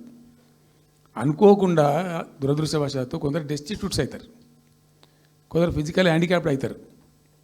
ఇలా మంచిగానే ఉన్నాం, ఏమో ఏమైనా ఒక యాక్సిడెంట్ అయితే కథం తెల్లారి మనం వికలాంగుడు అయిపోతాం, కదలలేని పరిస్థితికి వచ్చేస్తాం. రకరకాలు ఉంటాయి. వృద్ధాప్యం వస్తే పాపం వాళ్ళ పిల్లలు చూసి చూడకపోయారు, కొంతమంది పట్టించుకొని లేని వాళ్ళు ఉంటారు. అట్లాంటి వాళ్ళకు, అనాథలకు, ఆర్ఫన్స్కు, డెస్టిట్యూట్స్కు, విధివంచితులకు ఇచ్చేది పెన్షన్. అది ఎందుకు? అదొక పరమార్థం ఉండాలి. వాళ్ళు బిర్యానీ తినకున్నా, పెద్ద గందరగోళం లేకున్నా కనీసం 2 పూటలు పప్పు పచ్చిపులిసింది అన్నం తిని వాంజాలవాడు పండుకుంటట్టు ఉండన్న ఆ మేరకు ఇవ్వండి అని చెప్పినాం. అప్పుడు ఒక ఆయన గోయల్ సాబ్ అని ఉండే ఐఏఎస్ ఆఫీసర్. ఆయన ఉప్పుకింత పప్పుకింత అని అన్ని రేట్లు లెక్కబెట్టి 670 రూపాయలు ఇస్తే సరిపోతుంది సార్ అన్నాడు. నేను గావాలకి ఇచ్చేందుకే కోషిష్ చేయను, 1,000 రూపీస్ పెట్టు, పెద్ద కథ ఎందుకు అని 1000 చేసాం. దేనికన్నా కానీ 1000 రూపీస్ చేసినాం ఫస్ట్. సెకండ్ టర్మ్ నేను ప్రకటించిన, మళ్ళీ మేము గెలిపించుకొని ఈసారి గెలిస్తే వెంటనే 2000 రూపీస్ చేస్తామని చెప్పాను. మొదలు 1000 అన్నవాడు అడగలే. మా అంతటా మేమే సుమోటోగా మాట్లాడి చెప్పి డే 1 గవర్నమెంట్ ఇచ్చిన ఫస్ట్ క్యాబినెట్లో డిసైడ్ చేసి 1000 రూపీస్ పెట్టాం. 200 to 1000, 1000 to 2000 also first మంత్ని. Second టర్మ్లో మా గవర్నమెంట్ వస్తే ఫస్ట్ మంతే, ఏ మంత్లో గవర్నమెంట్ వచ్చినా అదే మంత్లో 2000 రూపీస్ చేసినాం, జనానికి అందించినాం. జనం కూడా ఏమనుకున్నారు, కేసీఆర్ 2 అన్నప్పుడు 4 అన్నట్టుగా ఇస్తాడు కావచ్చు. టెంప్ట్ అవుతారు పాపం, సహజంగా పేదవాళ్ళు కదా, లేని వాళ్ళు కాబట్టి. మనది కాదు సబ్జెక్ట్, అది కాదు కదా. ఈయన 2 ఇచ్చిండు కదా, 200 2000 చేసిండు, ఈడు తప్ప 4000 చేస్తాడేమో అనే ఆశలో మా కోటేసే ఉద్దేశం ఉన్న ప్రజలు కూడా ఈ మాయల పడి పాపం టెంప్ట్ అయిపోయి గోల్మాల్ అయిపోయి ఓట్లు వేసినారు. ఇలా తలలు బాదుకుంటున్నారు, తిడుతున్నారు, భయంకరమైన తిడుతున్నారు. నిన్న నేను హైదరాబాద్ వస్తున్నాను. నిన్న నేను మా ఫామ్ నుంచి బయలుదేరి వస్తుంటే ఒక 10 చోట్ల ప్రామిస్ చెప్తున్నాను. 10 ప్లేసెస్లో పక్క పండు వచ్చుకో, ఒక కార్లో కూర్చున్న 2 స్టీరింగ్ ఇచ్చిపెట్టి 2 చేతులు మీదకి పెట్టిండు. బాస్ మళ్ళీ మనం జల్దీ రావాలి, మనమే వస్తున్నాము, నెక్స్ట్ మనమే అని దుంకుతున్నాడు. ఆ మోటార్ బైక్స్ వేస్తులు వాడు పక్కన పక్కన వచ్చి వాడు వచ్చి నెక్స్ట్ మనమే సార్ వచ్చేస్తున్నాం అంటారు, పోతుండ్రు. హైదరాబాద్ సిటీలో అనేక ప్లేసెస్లో కనీసం ఒక 10-12 ప్లేసెస్లో అట్లా చెప్తున్నారు జనం. అది దేనికి సంకేతం? మీ మీద ప్రజలు విశ్వాసం కోల్పోతున్నారు రోజు రోజుకు, మీ చర్యల వల్ల, మీ పిచ్చి పనుల వల్ల. ఇంకోటి ఏంది, మీరు చేసే చర్యలు ఎట్లున్నాయి? మొత్తం రియల్ ఎస్టేట్ బ్రోకర్ దందానేనా? ఫార్మాసిటీ ఎందుకు వచ్చిందండి? ఫార్మాసిటీ మా ప్రభుత్వం ఎందుకు వచ్చింది pharma city? Why did we bring pharma city at all? అనుకోకుండా కొన్ని ప్రాంతాలకు, కొన్ని రాష్ట్రాలకు కొన్ని సందర్భాలు కలిసి వస్తాయి. భారత ప్రభుత్వం ఆనాడు ఉన్నటువంటి నెహ్రూ గారి ప్రభుత్వంలో ఈ ఫిలకు వ్యాధి, కలరా వ్యాధి వ్యాపించి ప్రజలు ఇబ్బడిగా చచ్చిపోయేది. ఎట్లా అంటే దీనికి ప్రాపర్ మెడికేర్ లేదు, ఎక్కడికక్కడ లోకలైజ్డ్ ప్రొడక్షన్స్ ఉండాలని చెప్పి ఐడిపిఎల్స్ అని పెట్టిండ్రు, కొన్ని కీలక రాష్ట్రాలలో పెట్టిండ్రు. అందులో మన అదృష్టంకు ఆ టైంలో హైదరాబాద్ కూడా ఐడిపిఎల్ వచ్చింది. ఐడిపిఎల్ యొక్క పుణ్యమా అని దాంట్లో నుంచి కొంతమంది నేర్చుకొని బయటకు వచ్చి, డాక్టర్ అంజిరెడ్డి కూడా ఐడిపిఎల్ ఎంప్లాయ్, బయటకు వచ్చి వాళ్ళు స్వయంగా పెట్టి చాలా విస్తరించారు. చాలా అంటే చాలా విస్తరించారు. ఆయన దగ్గర, అంజిరెడ్డి దగ్గర పనిచేసిన కూడా బయటకు వచ్చి వాళ్ళు పెట్టుకొని వాళ్ళు విస్తరించారు. ఇట్లా ఏమైపోయింది, Hyderabad has become a medical hub, pharma hub. ఒక ఆయన వచ్చి నాకు డబ్బులు బాగున్నాయి కాబట్టి నేను 10,000 కోట్లు పెట్టి పరిశ్రమ పెడతాను, నడవది, ఎడబడతా అంటే పెడతా అంటే దానికి ఎక్కువ కావాలి. అంటే ఆ ఎంప్లాయీస్, ఆ టెక్నీషియన్స్, ఆ కథా కార్ఖానా ఎక్కడైతే ఉంటుందో అక్కడ సక్సెస్ అవుతుంది. అట్లా ఏమైంది, ఫార్మా యొక్క ఎక్కువ బిల్డ్ అయింది హైదరాబాద్లో. ఫార్మా యొక్క ఎక్కువ బిల్డ్ అయిన ద్వారా చాలా ఇబ్బడి ముగ్గడిగా కంపెనీలు వచ్చినాయి ఇక్కడ. అసలు 1/3 వరల్డ్కు మన జినోమ్ వ్యాలీ నుంచే వ్యాక్సిన్ సప్లై అవుతుంది. ఇలా 1/3 of the world Hyderabad genome valley నుంచే వ్యాక్సిన్ సప్లై అవుతుంది. అట్లా ఎప్పుడో ఉన్న బయాలజికల్ ఈవెంట్స్ ఆ రాజుగారు స్థాపించారు ఆ కాలం 104 సంవత్సరాల క్రితం నిజాం పీరియడ్లో. అట్లాంటి కంపెనీలు వస్తూ వస్తూ వస్తూ వస్తూ వస్తూ Hyderabad has become a best destination for pharma. అయితే ఏమవుతుంది, ఆ రసాయనిక వ్యర్థాలు ఏవైతే ఉంటాయో అవి కొద్ది కారకాలు ఉంటాయి, ఇబ్బందులు కలిగిస్తాయి. మన హుస్సేన్ సాగరే కాలుష్యమయమైపోయి గబ్బు వాసన వచ్చే పరిస్థితి ఉండేది, మనం అందరం కూడా చూసినాం. సో దీని నుంచి ఈ హైదరాబాద్ బయటపడాలి. ఫార్మా వదులుకుందామా, వదులుకోవద్దు. మరి ఏం చేయాలా? ఒక 4 టీములు తింపిందండి నేను ప్రపంచవ్యాప్తంగా, ఐఏఎస్ అధికారుల బృందాలు. శాంతికుమార్ గారు అని చెప్పి ఆమె చీఫ్ సెక్రటరీ కూడా రిటైర్ అయింది. ఆమె అప్పుడు హెల్త్ సెక్రటరీగా ఉండే కొంతకాలం. ఆమె నాయకత్వంలో పంపించాం, చాలా దేశాలకు పంపినాం. మరి తిరిగి రండి.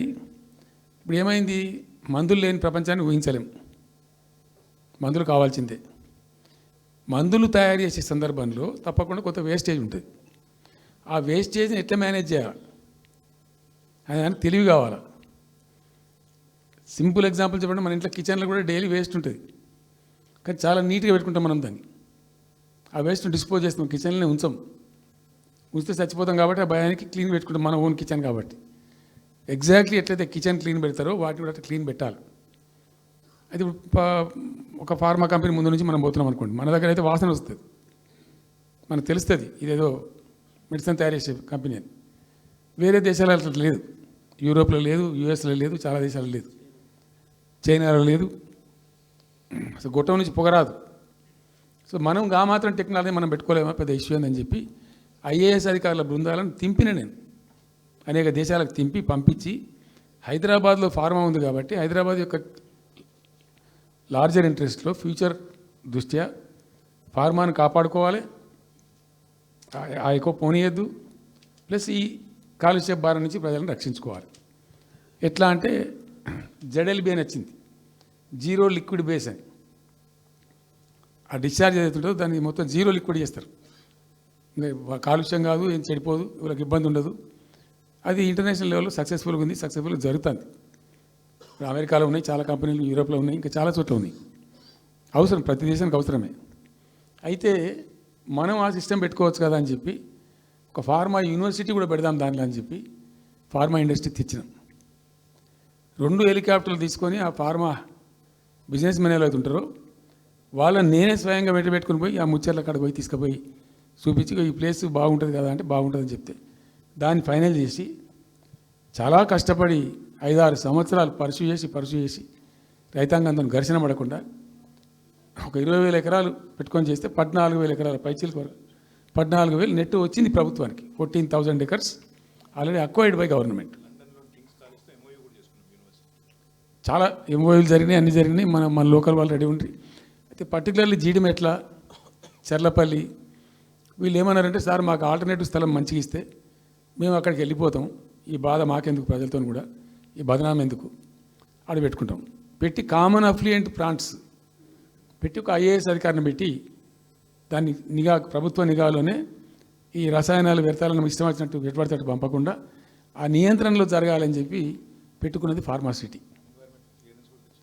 దానికి ఎన్వైరాన్మెంటల్ క్లియరెన్స్ కూడా వచ్చింది, కేంద్ర ప్రభుత్వాన్ని ఒప్పించి ఎన్వైరాన్మెంటల్ క్లియరెన్స్ తెచ్చినాం. హైదరాబాద్ మొత్తం ఫార్మాను ఒకటే దగ్గర తీసుకుపోయి పెట్టాలి, అక్కడ ఫార్మా సిటీ కట్టాలి, అక్కడ పనిచేసే ఎంప్లాయీస్ కూడా పొద్దాకి ఇటు అటు తిరిగేటువంటి అవసరం లేకుండా మంచిగా బ్రహ్మాండమైన సిటీ రావాలి, వచ్చే సిటీకి కావాల్సినటువంటి ఆల్ ఇన్ఫ్రాస్ట్రక్చర్ రావాలి అని చైనాలో నేను చైనా పోయినప్పుడు చూసినట్టు అది 70,000 ఎకరాలు వాళ్ళది, చాలా హ్యూజ్ ఫ్యాక్ట్. మనకి ఒక 20,000 acres అయితే మస్తు అవుతుందని చెప్పి మేము తీసుకొని చేసినాం. మెడికల్ కాలేజ్ కూడా మంజూరు చేసినాం ఆ పక్కనే, వీటన్నిటి దృష్ట్యా పెట్టుకొని. అంటే మేము ఒక పద్ధతి పెట్టుకొని దాన్ని ఒక సిస్టమేటిక్గా చేసినాం. చేస్తే ఇప్పుడు దాన్ని ఏందండి దందా, ఏదైనా చేసి దాన్ని నమ్మకదొబ్బన్నా. ఏం జరుగుతుంది రాష్ట్రంలో? ఫ్యూచర్ సిటీ, తొక్క సిటీ, ఎవరికి కావాలి నీ ఫ్యూచర్ సిటీ నాకు అర్థం కాదు. నువ్వు పెంచినావు హైదరాబాద్ను, ఎవరు చేసిన హైదరాబాద్ సిటీ? ఇంత వైబ్రాంట్ సిటీ ఎక్కడికి వచ్చింది? 400 సంవత్సరాల చరిత్రతోని దీనికంతా ఒకటి పోది జరిగి ఆటోమేటిక్గా పెద్ద సిటీ అయింది. అట్లా అన్నీ కావు, అందరికి కావు. ఎన్ని రాష్ట్రాలకు ఉన్నాయండి? బెంగాల్ కలకత్తా ఉంది, మహారాష్ట్రకి ముంబై ఉంది, మనకు హైదరాబాద్ ఉంది, కర్ణాటకకు బెంగళూరు ఉంది, తమిళనాడుకు మద్రాసు ఉంది, ఢిల్లీ కోర్స్ ఢిల్లీ. వేరే రాష్ట్రాలకు లేవు కదా, 28 రాష్ట్రాలకు ఉండయి. సో ఇంత మహానగరం నిర్మితమైంది. ఈ నగరం యొక్క భవిష్యత్తును దృష్టిలో పెట్టుకొని పెట్టిందే ఫార్మాసిటీ. ఈ సిటీ మొత్తం గబ్బులు వేసిపోవాలి ఇక్కడ దాంతో, నువ్వు తీసుకుపోయాలి ఫ్యూచర్ సిటీ, తోక సిటీ ఏందన్నట్టు. ఇది అన్ని దిక్కుమాలిన పాలసీలు, రియల్ ఎస్టేట్ బ్రోకర్ దందా తప్పితే ఇంకోటి లేదు. అన్నీ అప్పే కనబడతాయి మనకు. మీరు పరిశీలనగా చూస్తే, పూర్తిగా చూస్తే అసలు చాలా గందరగోళం. గురుకుల పాఠశాల విద్యార్థులు చచ్చిపోతారండి. ఇప్పటికి 120 మంది విద్యార్థులు చచ్చిపోయారు. గంత నియంత్రణ లేదా, గంత తెలివి లేదా? ఒక గట్టి అధికారిని పెట్టి గట్టి చర్య తీసుకోరాదా? ఏందో చేస్తాము నీ ఫ్యూచర్ సిటీ, తోక సిటీ, ఈ పోరగాళ్ళని చేస్తారు. తర్వాత ఫార్మా సిటీలో ఆ ల్యాండ్ అక్వైర్ చేసినప్పుడు కండిషన్ ఏంటంటే ఓన్లీ ఫార్మా సిటీకి మాత్రమే వాడతాము. Conditional land acquisition. హైకోర్టులో కేసు ఉంది. హైకోర్టులో పోయి ఈ ప్రభుత్వం ఏం చెప్తుంది? లేలే ఫార్మాసిటీ ఉంటుంది. మళ్ళీ ఆడ 3,000 ఎకరాల్లో వాడేవాడు అంబాయినా సల్మాన్ ఖానా ఎవడో బొంతారనో పెడతారు. ఈ జూ పార్క్ కొంచెం ఆడబెడతారట. ఎందుకు జూ పార్క్ అమ్ముకదొప్పటానిక? ఏం జరుగుతుంది ఈ రాష్ట్రంలో అసలు? మేము ఇటువంటి చిల్లర పనులు చేయలేదే మేము ఉన్నప్పుడు, ఇంత దుర్మార్గమైన కార్యక్రమాలు చేయలేదే. ఇది ఎక్కడ దిక్కుమాలిన దందా? ఏం జరుగుతుంది అసలు? ఏం చేయదలుచుకున్నారు ఈ రాష్ట్రాన్ని? ఇదేం పోతున్న? సో ఇట్లా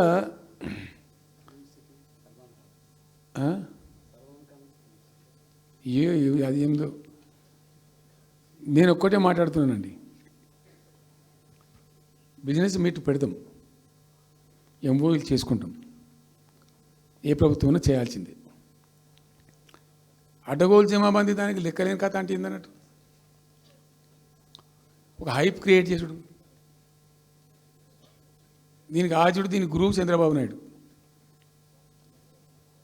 చంద్రబాబు నాయుడు చెప్పిన లెక్కల బిజినెస్ వచ్చేది ఉంటే, ఎంఓయూలు సక్సెస్ అయ్యేది ఉంటే ఆంధ్రప్రదేశ్లో ఈ పాటికి 20 లక్షల కోట్లు వచ్చి ఉండాలి. ఆయన ఫస్ట్ టైం అలా సీఎం ఉన్నప్పుడు ఆ ఊళ్ళో పెట్టే కదా, వైజాగ్లో, అమరావతిలో కదా, వైజాగ్లో పెట్టిండు. వైజాగ్లో ఎవరు వెళ్ళి ఎంఓయూలు చేసిన వాళ్ళంటే వంట మనుషులు అని చెప్పిండ్రు. ఆ స్టార్ హోటల్లో బయట వంట మనుషులు, వాడు ఎవడు సప్లై చేసేటోళ్ళు, వాడు వచ్చి కూర్చోపోయి సంతకం పెట్టే పెట్టిండు వాడు పాపం. అవునా అండి, పాపులర్ అయింది అది. ఇప్పుడు మరి ఎక్కడ ఆ పెట్టుబడులన్నీ ఎక్కడ చెప్పండి? ఆఖరికి 10,000 కోట్లు అన్న రావాలి. 15 లక్షల కోట్లు, 6 లక్షల కోట్లు, 8 లక్షల కోట్లు.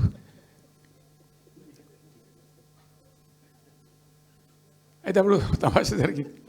ఈ భోపాల్ ముఖ్యమంత్రి, అప్పుడు నేను ముఖ్యమంత్రి ఉంటే, భోపాల్ ఆయన పేరు శివరాజ్ సింగ్ చౌహాన్, ఆయన సీఎం ఉండే.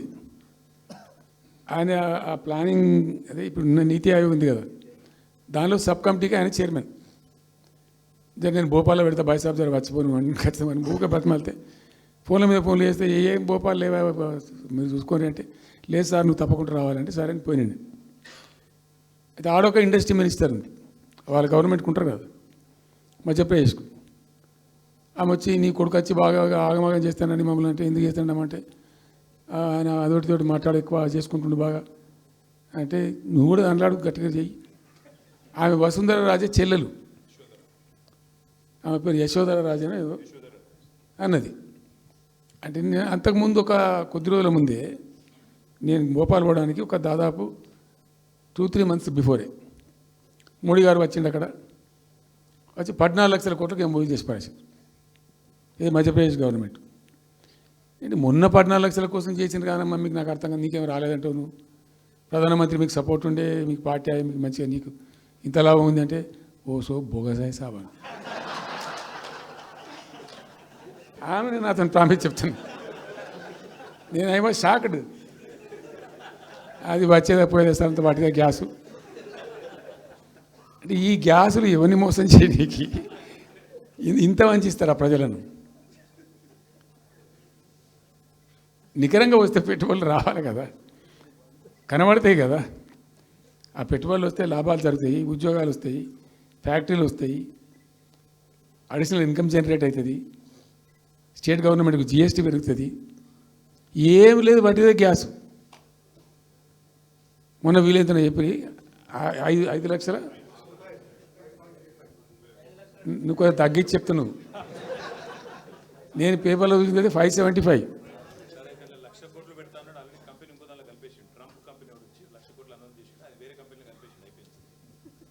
ఇట్లా ఇది ఏమి ట్రంప్ ఓడికి గింపి ఇదంతా ఏం పంచాయతీ? ఇట్లా ఈ మోసాలు చేసి ప్రజలను ఎంతకాలం పంచిస్తారు? రియల్గా కాంక్రీట్ టర్మ్స్లో రియల్గా రావాలి, కృషి చేస్తే నిజంగా తండ్రాడాలి. మా గవర్నమెంట్ వచ్చిన నాడు హైదరాబాద్ నుంచి సాఫ్ట్వేర్ ఎక్స్పోర్ట్స్ 57,000 కోట్లు ఉండేనండి. మేము దాన్ని 2,47,000 దాకా తీసుకుపోయినాం. స్టెప్ అప్ చేసుకుంటూ వాటిని నరికితే గాలిలో మాటలు చెప్తే వస్తాయా?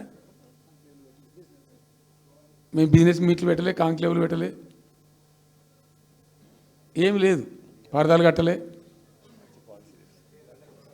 బెస్ట్ పాలసీ చేస్తే ఆటోమేటిక్గా అట్రాక్ట్ అయి వస్తారు. నేను చెప్పిన అప్పుడు ఒక ఆయన ఉండే పాప, ఆయన చీఫ్ సెక్రటరీ కూడా రిటైర్ అయ్యాడు, ఆయన పేరే ఉండే మాధవరావు అల్లుడు ప్రదీప్ చంద్రకు చెప్తే ఆయన పాలసీ తయారు చేయమని చెప్తే తెప్పించండు. పాపం చాలా దేశాలకు తెప్పించండు. ఒక 50 సార్లు రిజెక్ట్ చేసిండు. ఇట్లా కాదు, నాకు కాంక్రీట్ కావాలి, ఇంకా మంచి కావాలి, ఇంకా మంచి కావాలని చెప్పి చాలా కష్టపడి చేసిండు. I must appreciate him. The best policy was brought in. తెచ్చిన తర్వాత కూడా ఎట్లుంటుందంటే, ఒక కంపెనీ వాడు వచ్చిండు, ఫాక్స్కాన్, ఆ మహారాష్ట్రలో కొట్టుకుపోయింది. ఫాక్స్కాన్ అనే కంపెనీ చాలా పెద్ద కంపెనీ వాస్తవానికి. ఇదేవి తయారు చేస్తారు, ఈ సెల్ ఫోన్లు ఇవన్నీ ఎలక్ట్రానిక్స్లో ఉన్నాడు. చాలామంది ఉమెన్కి ఎంప్లాయ్మెంట్ దొరుకుతుంది దాంట్లో, వేల మందికి. సరే వస్తే మనకు కూడా లాభం జరుగుతుంది. వాని ఎంబడి కూడా మస్తు దానిలో ఆల్మోస్ట్ వచ్చిండు, 90% వచ్చిండు. మీ పాలసీ బాగుందని అప్రిషియేట్ చేసి అన్ని చేసిండు. యాళ్ళకు వస్తే మహారాష్ట్ర ప్రభుత్వం 3,000 కోట్ల రూపాయలు వానికి నగదు ఇన్సెంటివ్ ఇస్తాను, వాడు కొట్టుకుపోయాడు. 3,000 crores ఎదురిస్తానే నీకు డబ్బులని తీసుకుపోయాడు.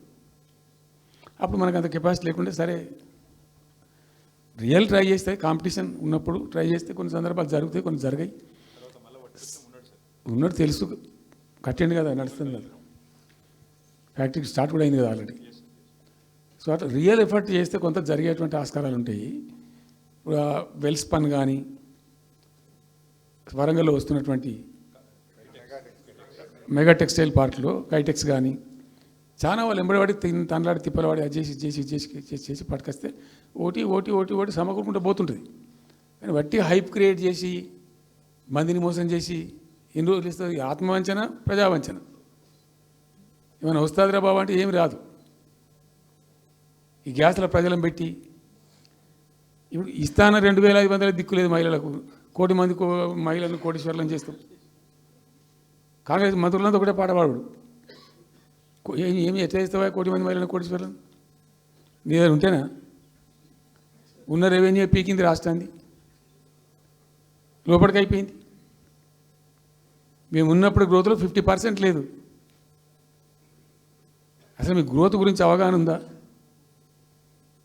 ఒక్కొక్క రూపాయి కూడబెట్టాలి, ఎట్ట తీసుకుపోవాలి. నేను ముఖ్యమంత్రి అయిన తర్వాత నన్ను ఎంతమంది టెంప్ట్ చేసినా ఐఏఎస్ ఆఫీసర్లు వాళ్ళు వీళ్ళు, ₹1 రిజిస్ట్రేషన్ ఛార్జ్ పెంచాలి నేను 4 ఏళ్ళ దాకా. Not even single rupee. ఉల్టా నేను వాళ్ళని పిలిచి మీకు ఏం కావాలి, రియల్ ఎస్టేట్ బాగా మంచిగా చేసుకుపోవాలి, హై క్లాస్ రావాలి అంటే ఎట్లా? హైదరాబాద్లో కూడా స్కై లైన్ రావాలని చెప్పి 3 ఏళ్ళు తిప్పలవాడనండి నేను, 3 years. ఎందుకంటే స్కై లైన్ రావాలని నోటి మాట అంటే రాదు, దానికి కూడా ఎక్కువ కావాలి. ఆ 50 అంతస్తులు 60 అంతస్తులు మీదకి పోయి కట్టేటువంటి ఆ క్రేన్ ఆపరేటర్లు, క్రేన్ డ్రైవర్లు, దానికి సంబంధించిన సరంజామా అంత ఉంటుంది. ఆ ఎక్కువ వస్తే ఆ స్కై రైజ్ వస్తుంది. ఆ ఎక్కువ తేవడానికి చాలా కష్టపడాల్సి వచ్చింది. ఇప్పుడు ఈ రాజభవన్ పక్కనే గేట్ పక్కన ఒకటి ఉంటుంది చూడండి, కాదు ఒక టవర్ ఉంటుంది ఒకటి. నేను అప్పుడు నేను పోతుంటే ఈ పునాది తీసిండు, మంచి స్పాట్ ఇది, వాటర్ ఫ్రంట్ ఉంటుంది హుసేన్ సాగర్. అతను చెప్పుండే మనం స్కై లైన్లో భాగంగా ఇద్దాము, 50 అంతస్తులకు ఇద్దామని చెప్పి ఆగమంటే ఆయన ఎవరో రాజుగారు ఆగలే, ఆయనకు అంతకే కట్టుకున్నాడు పాపం. It took me 3 years to bring sky line to Hyderabad.